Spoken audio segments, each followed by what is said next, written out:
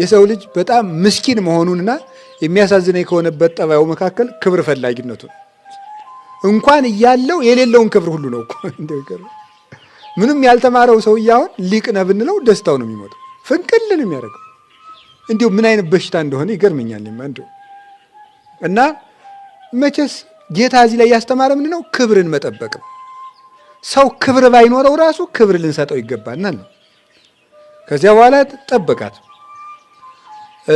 ደግሞ ጌታ እንዴት አድርጎ እንደሚጠይቅ ልብ ብላችሁ ስሙት አንቺ ባልዬ አገባሽ ይሞትብሻል አይደል ቢላትሳ ተሰማዋለች አሰሙን የታወቀ መጀመሪያ ትል ነበር ማለት ነው እንተዋወቃለን እንዴ በከተማ አነጋገር ትለው ነበረ ቀስ አድርጎ ምንድነው ያለ ሰውን መጀመሪያ ከድክመቱ ጀምረን ከወቀስ ነው አስተያየት አይቀበልም መጀመሪያም እንደሚደረገው ሌላ ነገር ነው የሚባለው የሚችለውን ነገር ነው አንተ እንዲህ ትችላለህ ነው ከጥንካሬ ነው የሚጀመረው ከዛ ምንድነው ያላት ውሃ ስጭኝ ነው ያለ የነገር መነሻ እኮ ነው ውሃ መጠጣ ፈልጓል ውሃ ስጭኝ አለ አይ እንዴት ብሎ ውሃ ትለምናለህ አንተ አይሁዳዊ እኔ ደግሞ አጠማጠሙን አይታ ይላሉ ሊቃውንቱ እኔ ደግሞ ሳምራዊና አይሁዳውያን ደግሞ አይተባበሩ እንዴት ውሃ ትለምናለህ አለችው አይ እኔ ሳምራዊ አይሁዳዊ ምናምን አትበይ እኔ የሁሉም ፈጣሪ ነኝ አሁን ሳበዛሽው አላለም እሷን በዚያ ጉዳይ ላይ ወደ መከራከር አልሄደም ከሰዎች ላይ ችግር የመፍቻ አንዱ ዘዴ ምንድነው ሰዎች ችግር ሲፈጥሩ ወጉን ለውጦ ሌላ ወግ መተካት ነው ወደ መፍትሄ መውሰድ ነው አለመከራከር ጌታ ሳይመልስላት ምን አለመሰላችሁ ውሃ የሚለምንሽ ማን እንደሆነ ብታውቂ ኑሮ አንቺ ትለሚ ነበር አይሁዳዊና ምናምን ይሄ የማንነት ክርክር ውስጥ ሳይገባ ዝም ብሎ ውሃ የሚለምንሽ ብታውቂ አንቺ ነበርሽ የምትለምኝ አለ አሁንም ሌላ እንደማመጣችና አንተ ከያዕቆብ ትበልጣለህ እንዴ ይሄንን ጉድጓድ የሰጠን ያዕቆብ ነው ልጆቹም ከዚህ ጠጥተዋል አንተ ከሱ ትበልጣለህ አለችው እንዴታ አላለም እንደውም የጉድጓዱ ፈጣሪ ነኝ አላለም ምንድነው ያለ መሰላችሁ አሁንም ወጉን ተወውና ተመልከቱ ከሰው ጋር እንዴት እንደሚኖር ልብ በሉ ወጉን ተወውና ሳይከራከራት ምን አለ ከዚህ ጉድጓድ የሚጠጡ ይጠማሉ እኔ ከምሰጠው ሁሉ የሚጠጣ ግን አይጠማም ማለት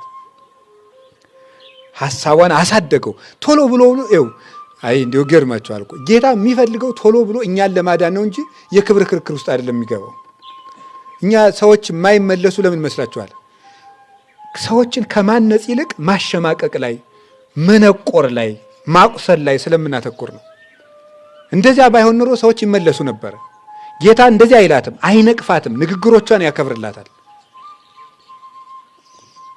እኔ ከምሰጠው ውሃ የሚጠጣ አይጠማም አለችው አረ እንግዲያስ ደግሜ እንዳልቀዳ አሁን ስጠኝ አለችው አይ ውሃ ያልኩሽ ውሃ አይደለም እኔ ውሃ ቀጅ አይደለሁም መንግስተ ሰማያት ነው አላላትም አሁን ባልሽን ጥሪና ልስጥሽ ሌላ ሐሳብ እኮ ነው ይውላችሁ ስታነሳ እሱ ወደዚያኛው መሄድ እሷ ስትከራከር እሱ ወደዚህ ላለቀቅ እያደረገላት እየመራን የሚወስዳት ባልሽን ጥሪና ልስጥሽ የሚፈልገውን ደግሞ እሱ አምላክ ስለሆነ መጠየቅ ያለበትንም ያውቃል እኛ ችግራችን ኃጢአተኞች ስለሆን የምንጠይቀውንም አናውቅ ችግሩ እሱ ላይ ነው ጸሎት የሚጠቅመው ሊቅነት ብቻውን አይጠቅምም ጸሎት ጭምር ነው የሚሉ አባቶቻችን ለዚህ ነው እግዚአብሔር ካረዳ ሰው የቱንም ያህል አዋቂ ቢሆን መጠየቅ ያለበትን ሳይጠይቅ ይቀራል ከዚያ በኋላ ባልሽን ጥሪና ሲላት ባል የለኝም አለችው እናንተ ብትሆኑ ይችን ሴት ምን ትሏታላችሁ 4 ባል አግብታ የሞተባት አንድ ባል ደግሞ ቀለይ እየሰፈረች የምትኖር ሴት ብትኖር እናንተ ደግሞ ያን የምታውቁ ብትሆኑ እሷ ደግሞ ባል የለኝም ብትላችሁ እንደምትሉት ቀጣፊ 4 ሙቶብሽ የለም አንዱን አሁን ቀለብ እየሰፈርሽ እንደምታኖሪው እኔ ማላውቅ መሰለሽ አትሉ እምንል ይመስለኛል ጌታ ግን እንደዚህ አላላትም መልካም ብለሻል እንዴ እየዋሸሽ መልካም ብለሻል ይባላል ለቆሰለ ሰው ዘይት ነው የሚሰጠው እንጂ ቁስሉን የሚያፈርስ ቢላዋ አይሰጠውም። መከራ ያቆሰላት ሰው ስለሆነች እያበረታታ መፈወስ ነው የፈለገው እንጂ እሷን በነገር ማቁሰል አልፈለገም። ጥሩ ብለሻል። አሁን ግን ሊነግራት ነው። ልክ ልኳን ነው የሚል የከተማ ሰው። እስመ አምስቱ እደው ነበሩ ምስሌኪ ወይዜኒ ዛሃሎ ምስሌኪ ኮነ ምተኪ። 5 ባሎች ነበሩሽ፣ ባሎች አይደሉም፣ ዛሬም ያለው ባልሽ አይደለም አላት። አሁን ነው የነገረት። ሲነግራት እንዴ ክርስቶስ የሚባል መሲህ ይመጣል፣ እሱ ሲመጣ ሁሉን ይነግረናል አለችው። አሁን የማነጋግርሽ እኔ ነኝ አላት። ምን ታስተውላላችሁ? ውሃ ክርስቶስ ጠጣ አልጠጣም? ከመጽሐፍ ቅዱስ ተጽፏል? አልጠጣም። ለእሷስ ውሃ ሰጣት? አልሰጣትም። እሱም የጠማው ሌላ ውሃ ነው፣ እሷም የጠማት ሌላ ውሃ ነው። እሷን የጠማት ውሃ ራሱ ክርስቶስ ነው። ሕይወት ያስፈልግ። 5ቱ ባሎቿ ማለት 5ቱ ሕዋሳተ ሥጋ ናቸው። እነዚህ ጥም አይቆርጡም ነው። ከነዚህ የሚጠጣ መልሶ ይጠማል ማለት 5 ባል እዛ የምትቀዳው ውሃ የሚባለው በ5ቱ ሕዋሳቶቻችን ልንደሰት የምንፈልገው ደስታ ነው። አይተን የምንደሰተው፣ ቀምሰን የምንደሰተው፣ ሰምተን የምንደሰተው፣ ዳሰን የምንደሰተው፣ አሽትተን የምንደሰተው ነገር ነው። በ5ቱ ሕዋሳት የመጣ ደስታ ሁሉ ጥም አይቆርጥም። ሲያገኙት ሌላ ይፈልጋል፣ ሲያገኙት ሌላ ይፈልጋል። አንድ ቀን ሲያገኙት ሌላ ቀን መድገም እንድንፈልግ ያደርገናል። ጥም የሚቆርጠው ውሃ ከክርስቶስ ጋር ኑረን የምናገኘው ነው። ያነበረ ንገራት። የ5ቱ ባሎቿ ጋር ሁና የምትቀዳው ውሃ አልጠቀመሽም ያላት። በ5ቱ ሕዋሳት አይታችሁ ሰምታችሁ የምታገኙት ደስታ ኃላፊ ነው። እኔ የምሰጣችሁ ደስታ ግን አያልፍባችሁም። ይህን ነበር ያላት። ሰው በዚህ ዘመን ደስታ አጥቷል፣ ደስታ ይፈልጋል። ደስታ ደግሞ ክርስቶስ ጋር ነው ያለው። እሷን የጠማት ይሄ ነበር። ክርስቶስን የጠማው ውሃ ደግሞ የእሷ መዳን ነው። እግዚአብሔር የሚጠማው የሚርበው የሰው መዳን ነው። ይሄን በምን ታውቁታላችሁ? ሐዋርያት ተመልሰው መጡና ምሳ ብላ አሉት። በልቻለሁ አላቸው። እነሱም ዘወር ብለው ትንሽ ትንሽ አሜት ጀማመሩ። ሌላ ሰው አምጥቶለት ነው ወሚመዛቲ በሲት ነውስ ይቺ ሴት አምጥታለት ነው የበላ ብለው አሙት ይላል። አሁን የኔ ደቀ መዛሙርትን ምንን ያሙኝ ይሆናል አላውቅም፣ ግን አያሙኝም። ደቀ መዝሙርና መምህር እንደዚህ ይተማማል ነው። ሐዋርያትም አምተው ስለነበር ችግር የለውም፣ ጥሩ ነው። ሐዋርያትም አምተዋልና አሙት ጌታን። አይ ያቺ ሴት አምጥታለት ነው እንጂ እንግዲያ ምን በልቶ ነው አሉ። ከዛ ጌታ ምን ይላል? መብሌ የሰገ እናንተ የማታውቁት ምግብ አለ ብሏቸው እኮ ነው ችግሩ። ሌላ ሰው አምጥቶለን ነው። አይ ያቺ ሴት ናት ተባባሉ። በውስጣቸው ኋላ ጌታ ግን አላቸው መብሌ የሰገ ቢረ ፈቃዱ ላወ የኔ ምግብ የአባቴን ፈቃድ መፈጸም ነው አለ። የአባቱ ፈቃድ ማለት ሰው እንዲድን ማድረግ ነው። የክርስቶስ ውሃ ጥም ምንድን ነው ካላችሁኝ፣ የአንድ ሰው መዳን ነው። የአንድ ሰው መዳን የእግዚአብሔር ውሃ ጥም ተብሎ ይነገራል። ያ ማለት ምን ማለት መስላችሁ? ይኸው አባ ጊዮርጊስ ድንቅ ገለጸው። በከመ ይጎጉ ጽሙ ለሰትየ ማይ ከማሁ ይጎጉ ክርስቶስ ለምሕረት ወለሳይል። የተጠማ ሰው ውሃ ሊጠጣ እንደሚቸኩለው ክርስቶስ ሰውን ለመማር እንዲህ ብሎ ይቸኩላል ይላል። እግዚአብሔር እኛን ለመማር የሚፈጥንበት ፍጥነትና ፍላጎት በሐሩረ ፀሐይ ተጠምቶ የዋለ ሰው ውሃ ሊጎነጭ በሚቸኩልበት ፍላጎትና መሻትና ፍጥነት እግዚአብሔር ሰውን ምሕረት ለማድረግ እንዲህ አድርጎ ፈጥኖ ይፈልገናል ማለት ነው። እዚያ በኋላ እሱም ውሃ አልጠጣም። የጠማው የሷ ሕይወት ነው፣ ዳነ። እሷም አልጠጣችም። እዚያ በኋላ እየዞረች ሕይወቴን የነገረኝን ሰው ኑ ላሳያችሁ እያለች የከተማውን ሰው ሁሉ ሰብስባ የክርስቶስ ደቀ መዛሙርት አደረገችለት። እኛንም እንደሷ ለክብር እንድናገለግል ይርዳን።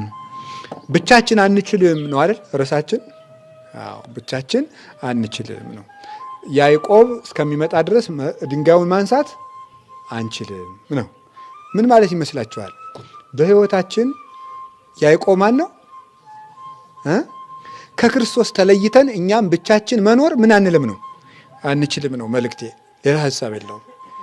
በምድር ላይ በጣም ብዙ ሸክም የሆኑ ነገሮች አሉ። ግን ያዕቆብ እስከሚመጣ ድረስ ግን አይሆንልንም፣ ብቻችን አይሆንልንም። ከክርስቶስ ተለይተን የምናመጣው ለውጥ፣ የምናንከባልለው ድንጋይ፣ የምንከፍተው የውሃ ጉድጓድ፣ የምናፈልቀው በጎ ነገር የለም። ክርስቶስ ሲመጣ ብቻ ከሱ ጋር ሆነን ነው ሁሉን ነገር ማፍለቅም መጠጣትም ሸክሙን ማንከባለል የምንችለው።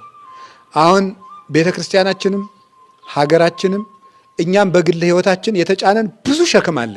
ያን ማንከባለል የምንችለው ከክርስቶስ ጋር ሆነን ነው። ብቻችን አንችልም። እሱን ነው ልነግራችሁ የፈለግኩት። አንድ ነገር ልንገራችሁ። አሁን አንዳንድ ጊዜ እንዲህ እንላለን። እኔ እንደው አንድኛዬን ተስተካክዬ እንደው በቃ እንደው አንዳንድ ድክመቶችንም አስተካክዬ እንደው አንዳንድ ነገሮችንም አሬንጅ አድርጌ ይላል የከተማ ሰው። ከዚያ በኋላ አንድኛዬን እንደው ወደ እግዚአብሔር ተመልሼ አንድኛዬን ጸልዬ እንደው አንድኛዬን ቆርቤ በቃ አንድኛዬን ክርስቶስ ምን እስከሚል ይሄ ማለት ብቻዬን እስተካከልና ከዚያ በኋላ ማንን አገኘዋለሁ? መስተካከል የምንችለው ራሱ ከማን ጋር ነው? ከክርስቶስ ጋር ነው ራሱ ማለት ነው። ከክርስቶስ ጋር ነው። እኔ ኃጢአተኛ ነኝ፣ ብዙ ማስተካከላቸው ነገሮች አሉ። ከዚያ በኋላ እቆርባለሁ። እንዴ ተስተካክዬ የምቆርብ ከሆነ ክርስቶስ ምን ያደርግልኛል? የምቆርበው ራሱ እኮ ክርስቶስ እንዲያስተካክለኝ ስለምፈልግ ነው። ይሄን ታውቃላችሁ? ቆይ ውሃ የሚያስፈልገው ለታጠበ ሰው ነው ወይስ ለቆሸሸ ሰው ነው? በመታጠብ አንቀጽ ወይም በመታጠብ አውድ ማለት ነው። ለማን ምን ላለ ነው? እንግዲያው ክርስቶስ ውሃ ነው። ካደፍኩኝ የሚያስፈልገኝ ለኔ ነው። መድኃኒት የሚያስፈልገው ለታመመ ነው ለጤነኛ ነው? ንገሩኝ እንጂ። እንግዲያው በሽተኛ ከሆንኩ ኃጢአት በሽታ ነው። ክርስቶስ የሚያስፈልገኝ ለኔ ነው ማለት ነው። ብርሃን የሚያስፈልገው ለብርሃን ነው ለጨለማ ነው? እንግዲያው እኔ ጨለማ ከሆንኩ ኃጢአት ካለብኝ ብርሃን ክርስቶስ የሚያስፈልገኝ ለኔ ነው። መስተካከል ራሱ ከእግዚአብሔር ጋር እንጂ ብቻን መስተካከል አይቻልም። መናገር የፈለግኩት ይሄ ነው። አንተው እያስተካከልክ ያዘኝ ነው የሚባለው። ከእጅህ አታውጣኝ፣ ወደ ቤቴ የመጣውን አስወጥቼ አልሰደውም ብለሃልና አንተ አስተካክለኝ። ብቻዬን አልሆነልኝም። እስተካከላለሁ ብዬ ያቀድኩት ብዙ ነበር። ብዙ ቀን እየማልኩ እየተገዘትኩ ለመስተካከል ወስኛለሁ። ግን እርዳኝ ጌታዬ፣ አቅቶኛል ማለት ያስፈልጋል። ራስን በእግዚአብሔር እጅ ወሮሮ መጣል ያስፈልጋል። ራሳችን መስራት አንችልም። በእውነት እግዚአብሔር በሚያውቀው ይህንን ነው ክርስቶስ ከኛ የሚፈልገው። ብቻችን አይሆንልንም። ከቤተ ክርስቲያን ገብተን ነው የምንስተካከለው። ሌላው የምነግራችሁ ሁለተኛው ሐሳቤ ብቻችን አንችልም በሚል ርዕስ የነገርኳችሁ ከእግዚአብሔር ተለይቶ አገልግሎት የለም። ብዙ ሰው ከእግዚአብሔር የተለየ ነው። የእግዚአብሔር አገልግሎት ግን ያገለግላል። ሳይጸልይ ያገለግላል። ጸሎት አይጸልይም፣ ግን አገልጋይ ነው።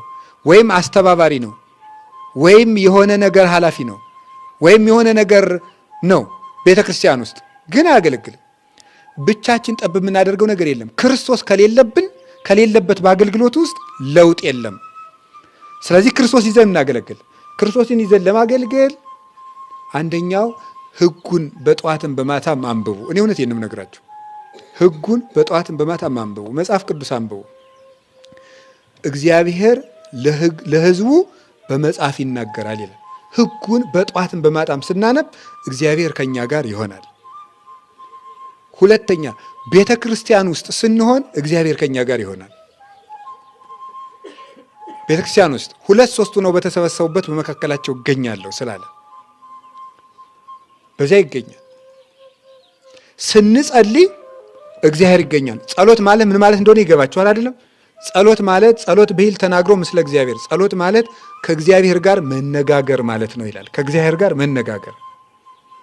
አንድ ሰው እንዴት ከእግዚአብሔር ጋር መነጋገር ያስጠላዋል? ትልቅ ሰው ምሳ ሲጋብዘን እንዴት ደስ እንደሚለን ታውቃላችሁ አይደለም? ደስ ብሏቸው ያውቅ እንዴ? እኔ አውቀው የለ እንዴ የኢትዮጵያን ሰው አንድ ዘፋኝ ኤርፖርት ሲያገኝ ፎቶ ለመነሳት እንዴት እንደሚሯሯጥ አየው የለ እኔ እኮ አውቀዋለሁ ሰውን። እግዚአብሔር እንዴት አንድ ሰው ቁሞ ስላወራችሁ ትልቅ ሰው የምታከብሩት ሰው ቁሞ ቢያወራችሁ በጣም ትሁት ሰው ነው እገሌ የሚባለው ባለስልጣን እኮ እኔን አጫወተኝ ይላል። አንዳንድ ሰው ቁርስ እኮ አብረን በላን አብረን ብዙ ሰዓት ዲል አደረግን ይላል። እግዚአብሔር እኮ ያለ ቀጠሮ፣ ያለ ማመልከቻ፣ ያለ ዘበኛ፣ ያለ ወረፋ በፈለግከው ሰዓት እንድታነጋግረው ፈቅዶልናል። ጸሎት ማለት እሱ ነው። እግዚአብሔርን የማነጋገሪያ እድል ወረፋ የለ፣ ዛሬ ማግኘት አልችልም የለም። እኔ እንኳን በአቅሜ ሰው ሁኜ ስንት ሰው አጉላላለሁ እኮ ሰኞ አይሆንልኝም ማክሰኞ አይሆንልኝም እያልኩ። እግዚአብሔር በፈለግነው ሰዓት ይገኛል። አሁን ማግኘት ትችላላችሁ፣ ቀጥሎ ማግኘት ትችላላችሁ፣ ሌሊት ማግኘት ትችላላችሁ። አሁን አንድን ትልቅ ሰው ሌሊት ላናግር ብትሉት ምን አይነት ደፋር ነህ አንተ ሌሊት እንዴ? መሸት ብላችሁ ስትደውሉ እንኳን የሚያኮርፍ ሰው አለ አይደለም? በዚህ ሰዓት ይደውላል እንዴ ይላል። እግዚአብሔር ጋር ግን 24 ሰዓት መደወል ይቻላል። ምንም በቃ እግዚአብሔር በፈለግነው ሰዓት የምናገኘው ብቻችን የማግኘት እድል ብንፈልግ የማንሳቀቅበት ከሰው መሃል ሆነንም የምናገኘው በፈለግነው ሰዓት የምናገኘው እግዚአብሔር ከቆመበት ቦታ የማይታጣ ወዳጅ እግዚአብሔር ነው እና ቁሱ ቁሞ እየጠበቀን ነው። በበር ላይ ቆሞ ብቻችን አይሆንልንም። በዓለም ሁሉ በወጣንበት እየተሸነፍን የምንመለሰው ብቻችን እየወጣን ነው። ከእግዚአብሔር ጋር እንሰማራ። እግዚአብሔር አብሮን ይስራ። እግዚአብሔር ያስፈጽመን። ይቆየን። ወስብሐት ለእግዚአብሔር።